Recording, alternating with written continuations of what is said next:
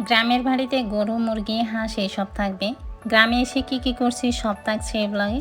আসসালামু আলাইকুম, নতুন একটা ভিডিওতে আপনাদের স্বাগত। আশা করি সবাই অনেক ভালো আছে। আলহামদুলিল্লাহ আমিও ভালো আছি। সবার গ্রামের রাস্তাগুলো কেমন আমি জানি না, তবে আমাদের গ্রামের রাস্তাগুলো বেশিরভাগ ক্ষেত্রে এমন।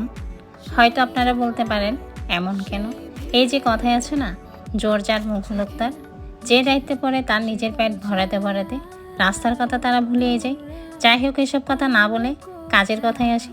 আমি যখন গ্রামে আসি তখন বেশিরভাগ ক্ষেত্রে নানু বাড়িতে থাকা হয়, কারণ মামিমণি আর মামাতো বোনেরা আমায় খুব ভালোবাসে। এখন বলতে পারেন নিজের বাড়ির লোকেরা কি ভালোবাসে না? ভালোবাসে, তারাও আমাকে খুব ভালোবাসে। তারপরও কেন জানি আমি সারাক্ষণ নানি বাড়িতেই সময় কাটাই। মূল কথা হচ্ছে নানু বাড়ি আর আমাদের বাড়ি একদমই কাছে। তবে আমি সারাক্ষণ বলি নানু বাড়ি কাছে হলো কেন, দূরে হলে একটু ভালো হতো।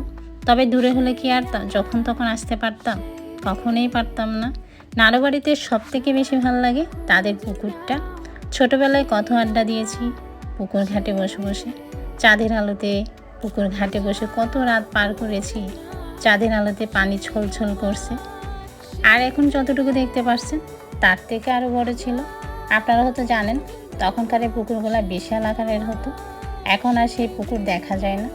বলতে গেলে আস্তে আস্তে সব কিছু বিলীন হয়ে যাচ্ছে। এই পুকুরটা চতুর্পাশে দেখতে পাচ্ছেন, এটাও পুকুর ছিল, আস্তে আস্তে ভরাট হয়ে গিয়েছে। পুকুর পাড়ে কতই খেলা খেলেছি, এখনও মনে আছে।